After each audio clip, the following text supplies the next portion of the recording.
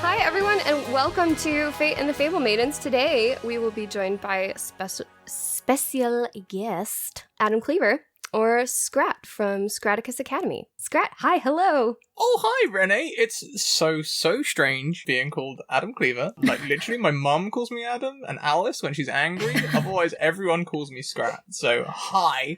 Oh, hi. It's great to be here. I'm really looking forward to it. I think the biggest reason for it, too, is so that we can parallel your relationship to Alice, who appeared in episode 19 as Wildry Bilpas. Still buzzing about that as well, she is. Aww. Said Yoda. Oh, it was fantastic. We loved it. She was a great guest to have, and Scrat will be too. Scrat, do you want to tell us a little bit about what you do in the world of tabletop role-playing? Of course, I run the Scraticus Academy. The Academy has several core values, including supporting new players and making them feel safe by providing a safe space. We share opportunities, and we don't allow any criticism or feedback that has not been solicited. And anyone can come and play, just send me a DM and I sort them out a game. That's the basis of the Academy, making professional-style streamed roleplay gaming available to people who want to get into it, people who find it a hobby, all of that good stuff. And it's a lot of fun, and I've been playing there, I think, since like March of last year. It's been a long time. It has been a long time been now. Something like that. It's been almost a year, and so that's pretty cool, and it's great to see them growing as well. I need to get Sam and Laura on some games over there. Definitely. I have my diary to hand. We'll sort that out soon. Always ready. We're professionals. Twyddle. Hi. And Winnie. Hey. You have driven the Flipper Wind glide boat of the land but not sky or sea back to the flower bed and breakfast, where you've stayed the night and have just shook on your friendship, if I recall correctly, with spit, so you know it's real. When you get back to the room, it's quiet. It looks largely like you left it, but your companion and fellow adventurer is no longer here, and neither is her cat, her giant robot cat. Winnie? Merryweather isn't here. Is she? She said she had to do something, but that we would all meet back here. So I assume she's just still doing what she was doing. I'm sure she'll be back soon. I'm gonna, plop myself on the floor. You know, Twyddle, you could be on a bed. These are beds. These are better than dorm beds. Than dorm beds? Yeah. Oh, Winnie. How could anything compare to a dorm bed? Well, why don't you test that theory? Give this mattress a spin.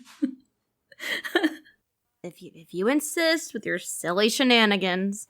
And Twyddle just nosedives onto the bed, and as soon as she does, she just melts onto the mattress. How does it feel? Like a cloud. I mean, we're talking like hotel beds here, right? Like, so this is like hotel bed versus a dorm bed. We still haven't gotten Twyddle on a real bed, but it is definitely a step up from your dorm mattress. The one at Dr. Rhett's house. Oh, yeah, that's true. You were on the one That's at true. Dr. Rhett's house for just a few short, brief, miraculous moments. They were so beautiful. This. And pillow-filled. Feather-filled? There were feathers that went everywhere, right? Something like that. I really thought you were going to do one of those rhyming things. I think I just don't know how to talk after a whole weekend at a convention. That's also fair. I think Twyle's just going to, let out us, a very soft and... I'm sorry, Twyddle. If it's not comfortable, you can just hop right off. It's not a big deal. You won't hurt my feelings. I'm just going to wipe a tear from her eye. Oh, God. It's okay, Twyddle. Let it out. I think, Twyla is just going to, shake all of her limbs. Just kind of loose and just let all that bad energy out.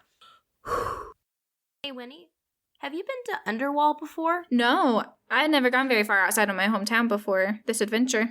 It's pretty great to be back and, see everything that's going around. This is my first, real big city that I'd ever been to that, I remember. It's a little weird, not gonna lie. And maybe to your relief, you did not see the locksmith as you came back into the hotel that you had passed by earlier. Well, now that he's been, fully recognized, locksmith and famous metalworker of Underwall, Belmore Ironclaw. Did you go to a lot of different places when you were a kid? Not really. Mostly stayed here in Underwall. My dad would take me with him places, and my mom was trying to get me civilized, but I was pretty rough and tumble back then. We had some good times, you know. Remember one time we went to this fair, I think it was. I was about 5, and my whole family went.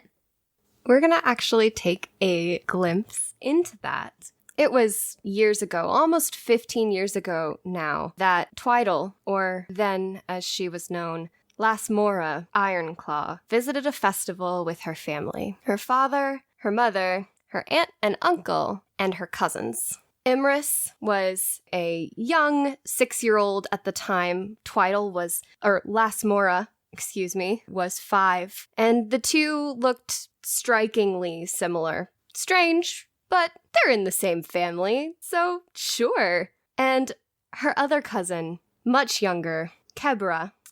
Sorry. That's what Keb is short for? Very young at the time, and just a baby, actually. And you traveled together as a group and got to this festival. It was very much like a county fair of sorts. There was a ticketing booth at the front, and they passed out tickets to your family, which you then gave to someone at the gate. Twyddle, your father gave you your own ticket to hold so that you could give it to the man at the gate yourself. I shouldn't use past tense. Should I use present tense? Yeah, sure, that works. I grasp it close to my chest because this is a big responsibility for a 5-year-old. Of course it is. And the man smiles at you as he reaches out for your ticket. I hand it to him proudly, and then I look to my dad for reassurance. Your dad smiles and nods, and the man says, "Have a great day at the festival." And inside, you smell peanuts and popcorn and roasted meat and all sorts of foods, because that is really the central focus of our podcast. And just fried foods galore. It's amazing. There are booths of food lined up at the front, but beyond that, you can see the rides. There's a Ferris wheel spinning already with people riding on it, and there is a merry-go-round with fantastical creatures as painted, handcrafted as part of this beautiful rotating platform lit with bright lights. There are booths that have giant stuffed plush animals hanging from the outcroppings and games within them. Tossing the ring on a bottle, there's one about throwing darts, and all of this has suddenly opened up to you. And your father turns to you and says, "Where do you want to go first, Lassmora?" And, Imris. I think that, I look around wildly, and I point to the booth that has the stuffed bear as a prize. I could win that.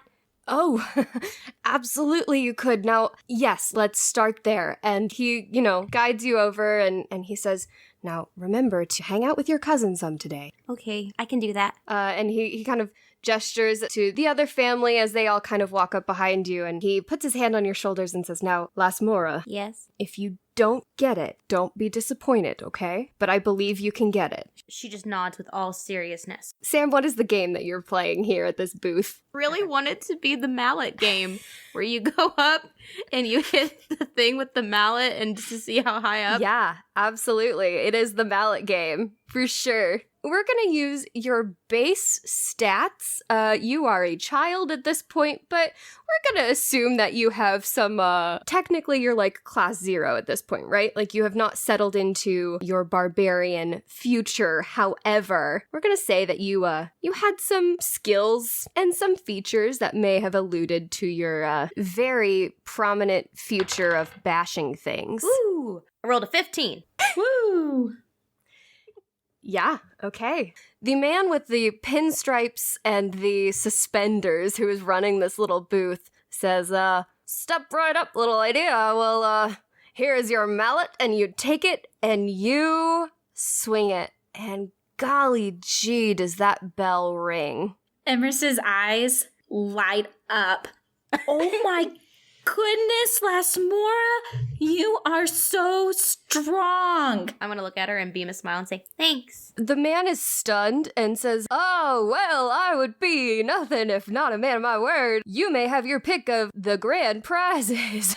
And walks over and just kind of displays all of these giant plush creatures. I'm gonna look at all of them carefully, and I'm gonna settle on the brown plush teddy bear and point at it. The man smiles and nods and says, "Absolutely. Good job, little lady." And he passes this huge bear. It's about as big as you are. You're a young dwarf at this point. Maybe a little bit bigger, like a little bit taller than you if you stood its legs on the ground all the way up. And he says, "That's yours. Take good care of it." Thanks. I'm gonna name him Everard. That's a really good name.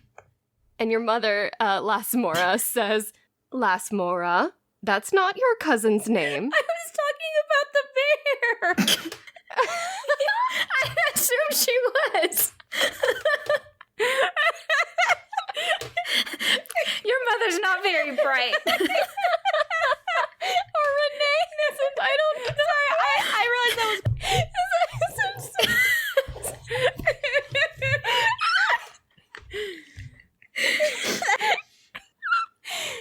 And I think, okay, so your father says, "The bear, sweetheart." She says, "Oh, right, of course. Brilliant name, sweetheart." And just kind of walks away looking a little embarrassed like I do right now. And the man in these suspenders and the pinstripes goes over to the machine and starts opening up some things in the back to check to make sure it is working properly. That's okay, Lassmora. If you wanted to give me a different name, you could, because you're very good at naming things. Thanks, Imris. Is there a game that you want to play? Well, what are carnival games? Or rides, or anything, or food. Oh, start over. Oh, what's your name? I know what we should do. We should take your bear to the top of the big wheel so it can see everything. The Ferris wheel? Yeah, it's so tall. I'm gonna look at my dad and say, Daddy, can we go, please? Oh, absolutely, sweetheart. He kind of touches base with the other adults, and because they have a baby, they settle down at some picnic tables and benches near the bottom of the Ferris wheel and wave at you as you get in line, smile, make sure that they know you're there. And your father joins you in line. And how is your hair done? Just out of curiosity, both of you look very similar, right? How is your hair done? How do you distinguish between the two of you? I have pigtails. Except for the giant bear, obviously. There is that. That is helpful now. But yeah, I would say my mom does my hair in kind of a half braid that goes behind.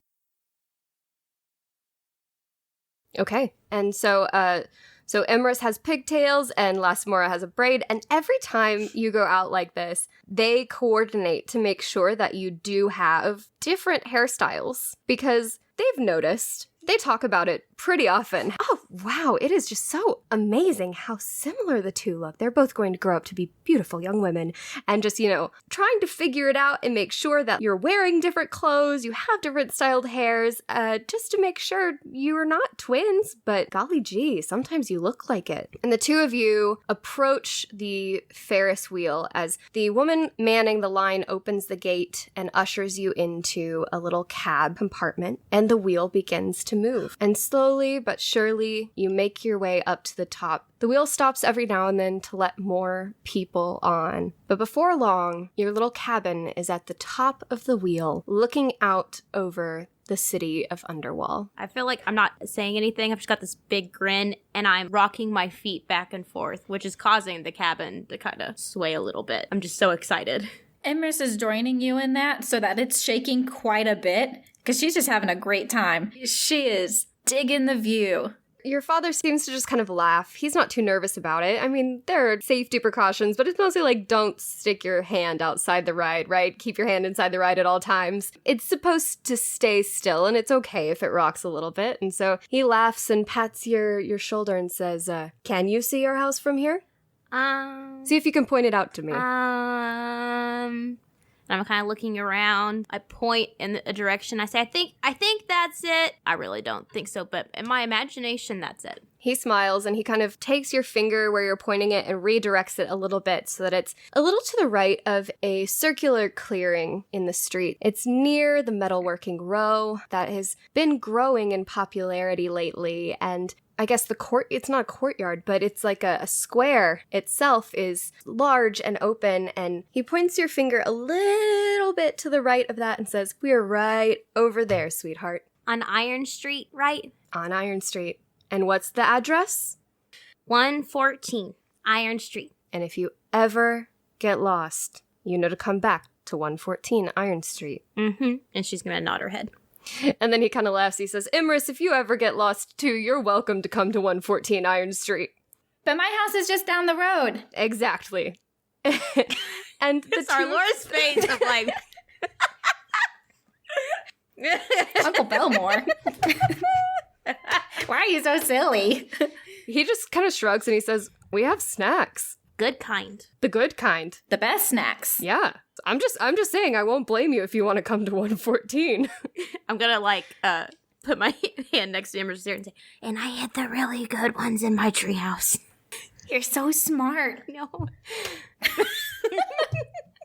The rest of the day passes in a blur of fun and laughter and excitement. And the day ends with the way the carnival typically ends, with a show. And the troupe that is performing today, what is this theatrical performance, Sam? Obviously, it wouldn't be like a show, like a play from our world, but I think it's one that involved knights and queens and kings and not necessarily what you would expect in a D&D type world. Also, Lassmora hasn't been around many different races because she's 5, so she pretty much just sticks with her dwarven family. And so it's really neat seeing all the different costumes and also like the different races that are acting in this show, like elves and humans and tabaxi. Yeah, it's stunning. It's engaging. It's funny. The audience is set to laughing many times. And you sit next to your cousin Emrys. Your giant bear has a chair next to you. Your father bought a ticket for it because, well, you didn't want to put it on the ground. Mm-mm. It deserved a chair of its own. Everard did. Mm-hmm. And it leaves an impression. After the show, the families walk out and start to exchange hugs as they are ready to part ways. Can I sleep at Lassmora's house? Can she? No, sweetie, not this weekend. We have plans early in the morning and you'll need to be home with us. But maybe we could work something out next weekend. What do you think? 2 nights? Oh, 2 nights. We can make pancakes. And pancakes. 2 nights and pancakes. We'll talk about it and see what we can work out. And Belmore laughs and he says, "I'll see what I can do." That means yes. Yay! I'm going to give Imrys a very clumsy hug. I'll see you later, twin. Bye, twin! And you head home. 114 Iron Street. That night, Belmore and Darylyn Ironclaw are in the living room having yet another discussion about their daughter and their niece, who look so similar. There's been conversations about this before, and it's a point of contention isn't quite the right word, but it's a bit of a mystery. And again, they are discussing it in the living room. Voices are raised, but Lassmora can't seem to hear it from her room, where she has shut the door and is reminiscing about the festival. Can we step to Twyddle real quick? Yeah. I don't know, Winnie. I think I just hadn't been around that many other people before. And I just remember just being so excited by what I'd seen. And so I tried something new. What was it, Twyddle? And I think we go, and I'm taking over. Hi. You DM the session. We're good. It's fine. Don't worry about We're very it. flexible. Fate can be anyone. Scrat, you want to be Fate? I'll just chill for now. I don't feel. I'll be over here away from my microphone. And I think we kind of go back to the singing, and there's Twyddle, who is no longer looking like Lassmora. She is standing on her bed, and she looks like a fully grown human man with the beard. Now, princess, come down from that tower so that we may wed. And she kind of leaps over on top of her dresser and sits on top of it. And at this point, she has taken the form of a female tabaxi and says, "Oh, I don't if I could. And then she scrambles back to the bed, takes the male human form again. But your father, the evil Duke, will try to keep us separate. And she just kind of goes back and... Can we do a whole podcast that's this? Me going back and forth. I think like she does this for a little bit. She's clumsily trying to relive the story she saw today. And after a few moments of this, changing back and forth, the door opens and your father says, "Now, Lassmora, it is time for... Daddy! Huh? What? Oh, and she's gonna turn back to Lassmora and go running up to her father and give him a hug around the waist. And he is usually very, like, you know, rosacea, much like very reddish cheeks. And he's gone very pale and he says, Lassmora, what are you? Did Uncle leave? Yes. They went home. Okay, I didn't get to say goodbye to him. I guess that's okay. They'll be back, sweetie. What are you doing? Playing. Suddenly, there is a crash from the other room, and you hear your mother scream. And Belmore grips your shoulder a little bit tighter, a little too tight, and says, "Stay here. Get under your bed if need be. I'll be right back." And he rushes back into the other room of the cottage. I'm just gonna kind of stand there. I'm a little scared. And after a few moments, the door to your room opens again. But this time your father is not standing there. This time it is an elderly dwarven man. And he says, "I'm so sorry to do this." And he pulls out a vial, and before you can react, he pours it down your throat. It tastes faintly of cherry before your world goes dark.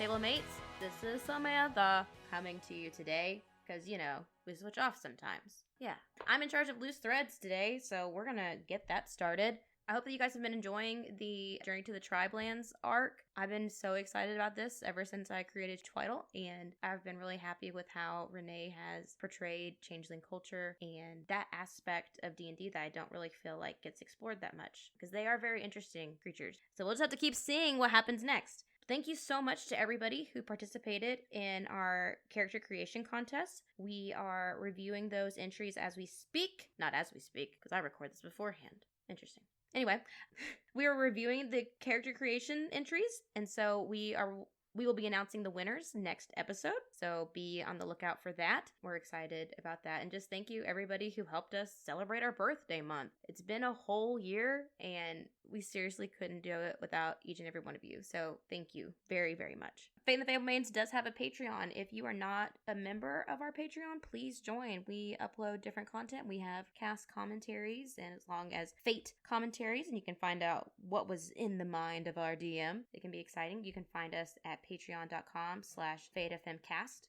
Thanks as always to JP Deavondo for doing our theme song music. It's fantastic. Even a year later, we're still jamming. And you can find us on all social media platforms, FateFMCast. We are on Twitter, Facebook, Instagram, Discord. Join our Discord. It's a fun place to be. I like Discord. This has been a weird Loose Threads. But thank you guys so much for listening, and I'm going to get back to the episode. Bye!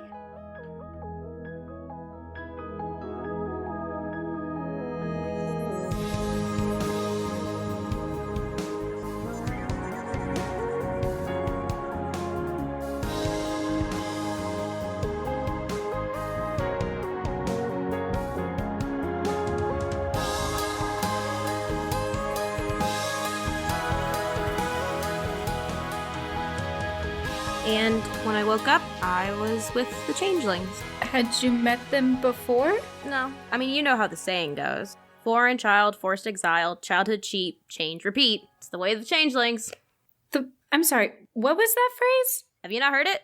No. Oh, it's about changeling culture. Foreign child, not a child of your own, forced exile.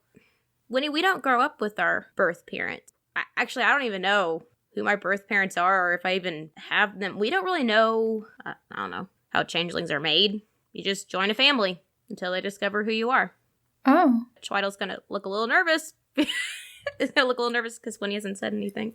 That's very different than how I grew up. Well, I kind of figured that out pretty early on. That's why Twee is so important, you know? He was the old man that found me. I mean, he wasn't an old man. He is just pretending to be. But that's why he's my brother. We're family. But not like my sister and I are family. Like friend family. Well, I mean, like, he's a buddy, too. Like, I don't know. We've always been there for each other. I mean, you just gotta understand, Twee's just, like, a little different, you know? He'd kill me if I said this. No one found Twee. That's why it's just the two of us. Because if someone had found him, then they would be my family.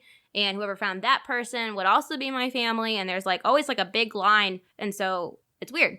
But he was very sneaky? Well, I think he just didn't want me to get hurt. I've heard of terrible things that happen whenever they find out who you really are. But it's not all bad. There's other stuff that happens. Like what? Well, Twee's always helped me make sure that I find my place. I remember this one time, ... Oh, why haven't we been doing transitions like that this whole time? ...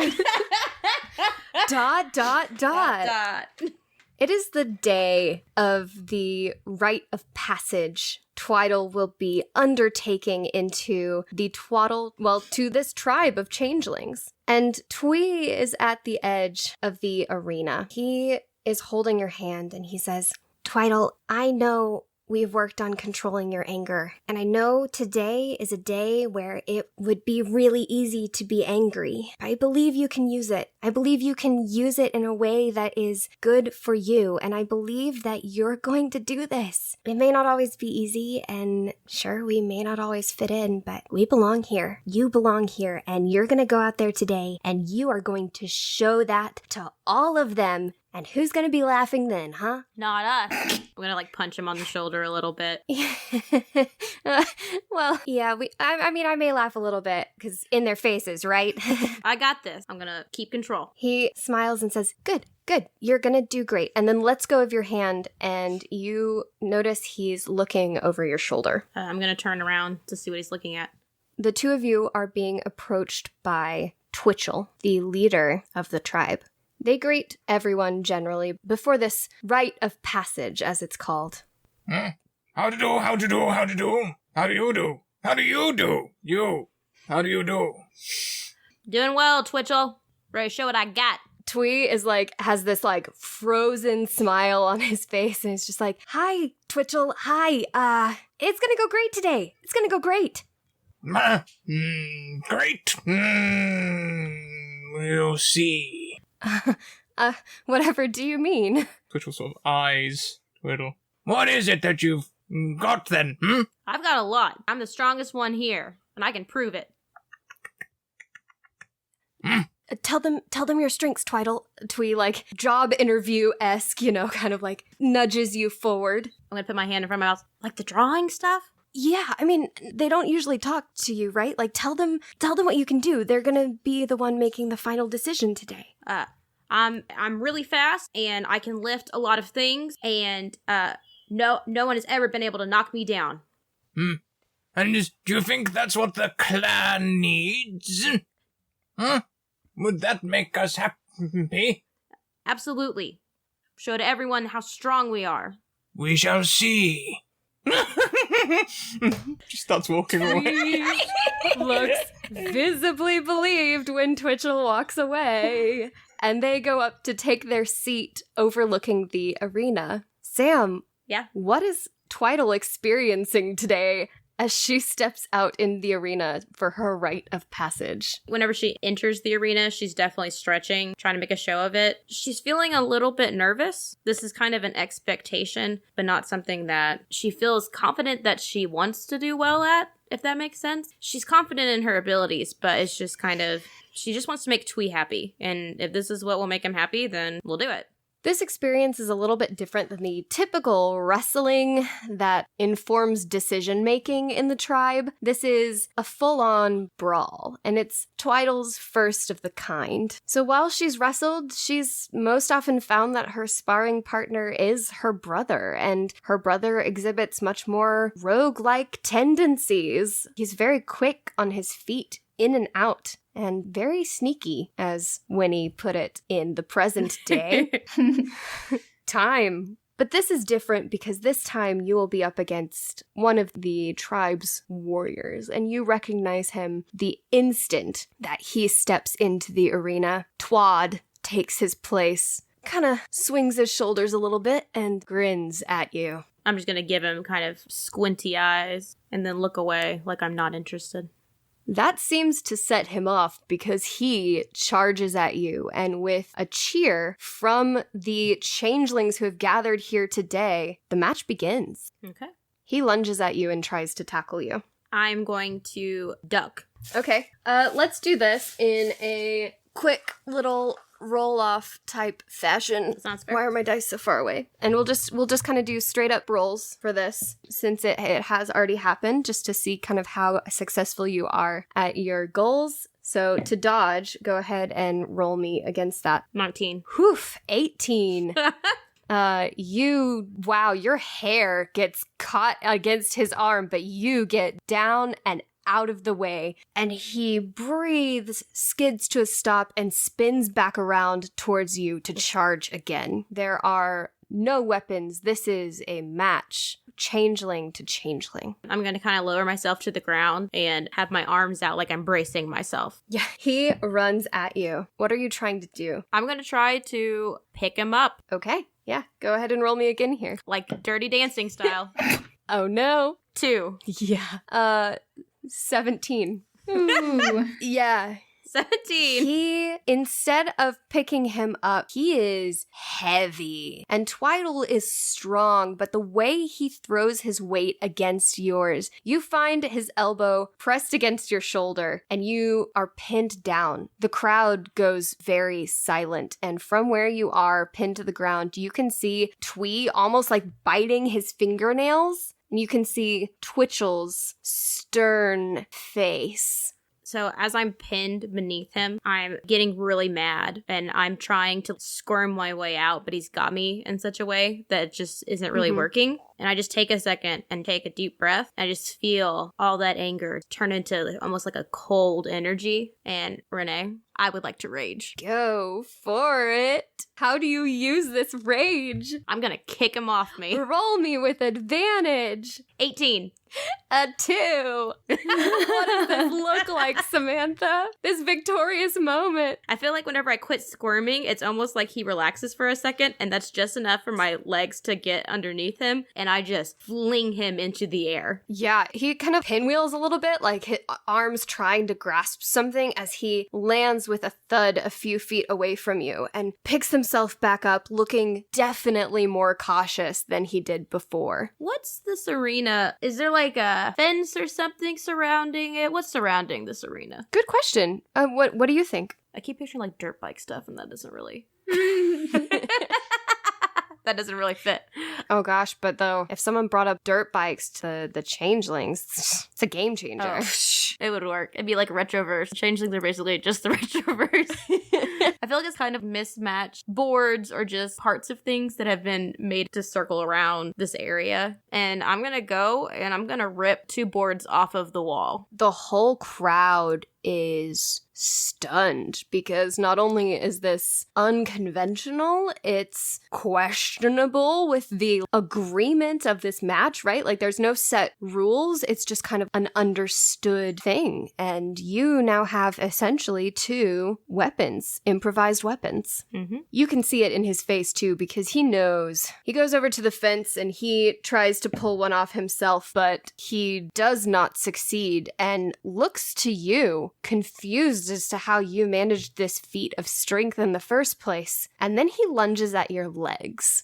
As he lunges for my legs, I'm going to bend down and use the boards to block him. Okay, yeah, roll me. 11. At an 18, he pummels into you and pushes you. Because you have the boards blocking him, he doesn't quite break through, but he does push you down again as you lose your footing, and he looms over you. I'm on the ground, and so I am going to lay myself flat with my arms spread out, and as he comes at me again, I'm going to, with all my might, almost clap my hands together, but really clap the boards around his middle. Okay. Roll with advantage for your rage. I guess I should have done that last time too, huh? That's okay. Yeah, I forgot.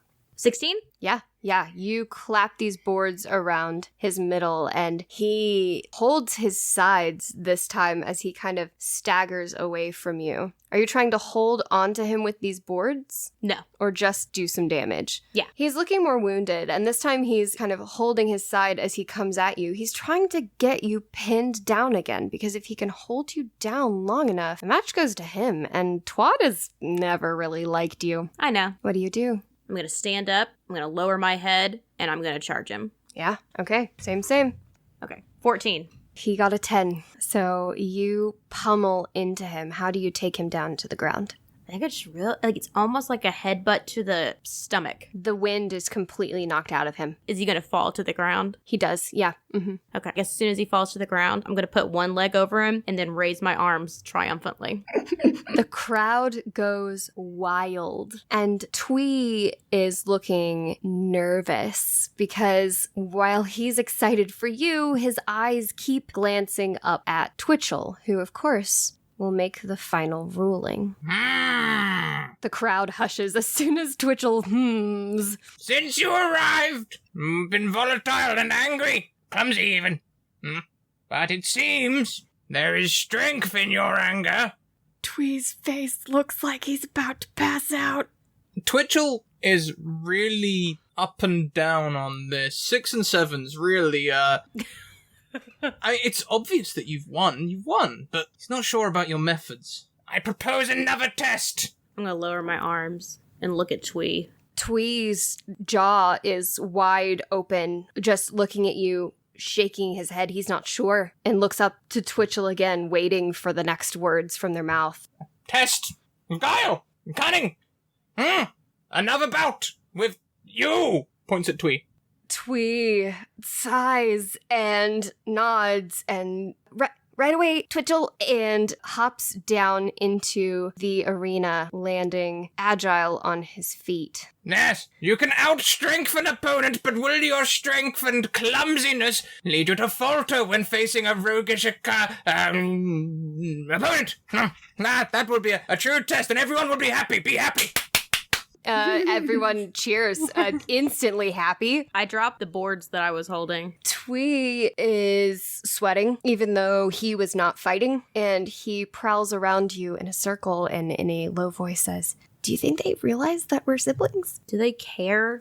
And he nimbly lunges at you, as he often does, aiming for the back of your knee.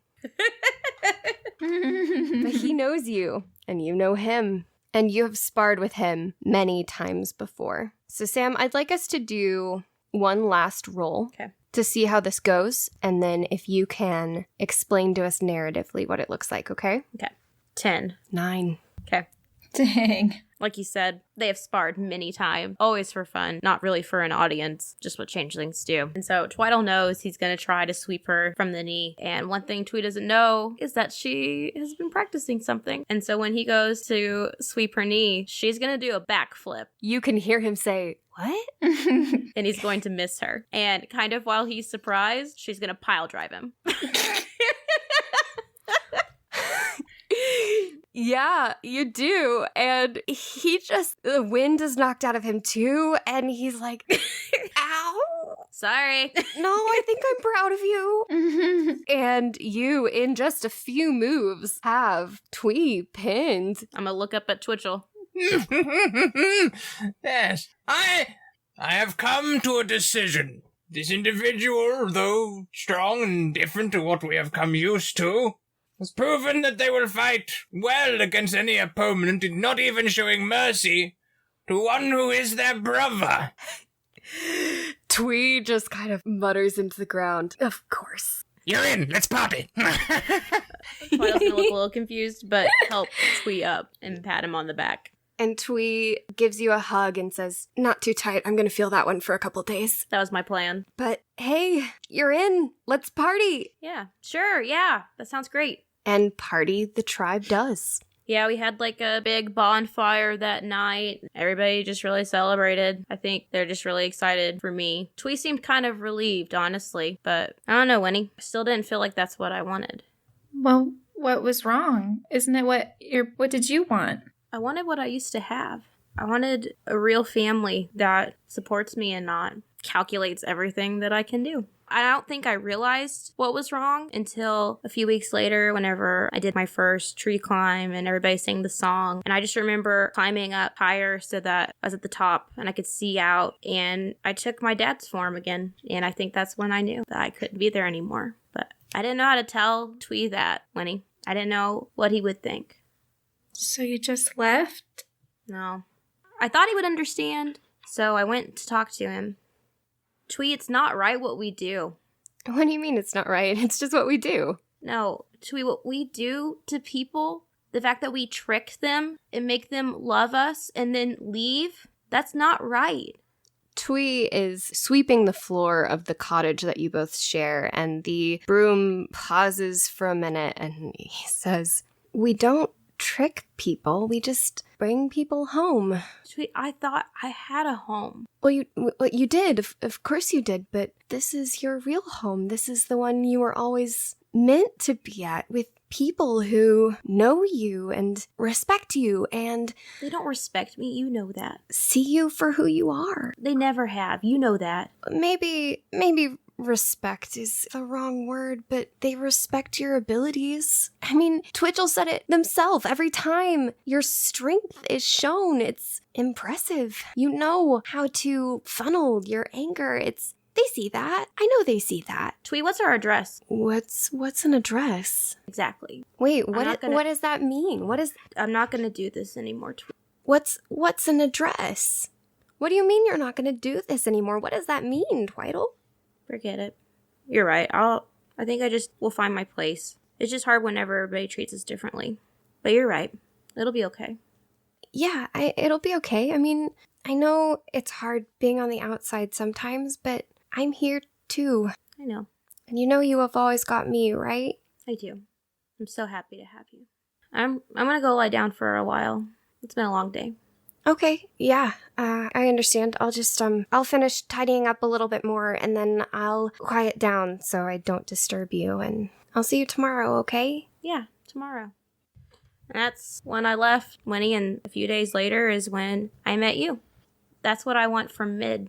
I want him to help the changelings and let us be normal. Think you are the way you should be, but sounds like people just need to accept you or know about you. I never knew what a changeling was until I met you. It's really funny because they always told us, you can't go back. They'll hate you. They'll try to kill you. You deceived them. And that's not what I feel. He remembers me. And I know he still thinks about me. And I don't know what that means. But my daddy remembers me. I don't know what it would look like for you to go back. Probably really confusing and sad. At least at first. It's never been done before. But I want to try. I'll be with you if you want me to. And worst comes to worst, I'll still be around and we can run away together. I won't let them hurt you. Thanks. It's getting close to lunch now, and there's been no sign of Merryweather. Do you think they have free lunch too? No, it's not good business sense. But we have lots of money from those silly archaeologists, so we'll be fine. Could we eat at a restaurant? Yes, but you can't take the plates. Winnie, I know that now. They need them. Yeah. Do you have a favorite restaurant? I don't remember what it was called, but it had a rooster on the sign. That should be enough to go by. Should we leave a note for Merryweather? Yeah, we'll ask the front desk where the restaurant with the rooster sign is, and then tell them to give it to the pink-haired gnome if they see her. I hope she gets it. I hope she's okay with whatever she's doing. I'm still gonna use your lunch money. Wouldn't want to waste it. Yeah, exactly. And we head downstairs. Or not downstairs. We're on the front. We're down the hall. We Down the head hall. down the hall.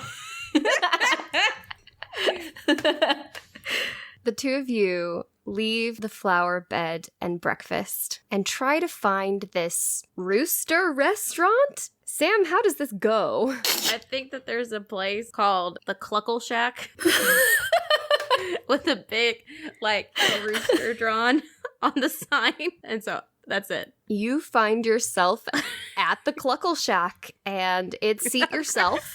But they do have menus at the table, they're behind the napkin holder. And the two of you end up at a table picking out some menus so you can look over. Winnie, of course, can read them. Twyddle cannot.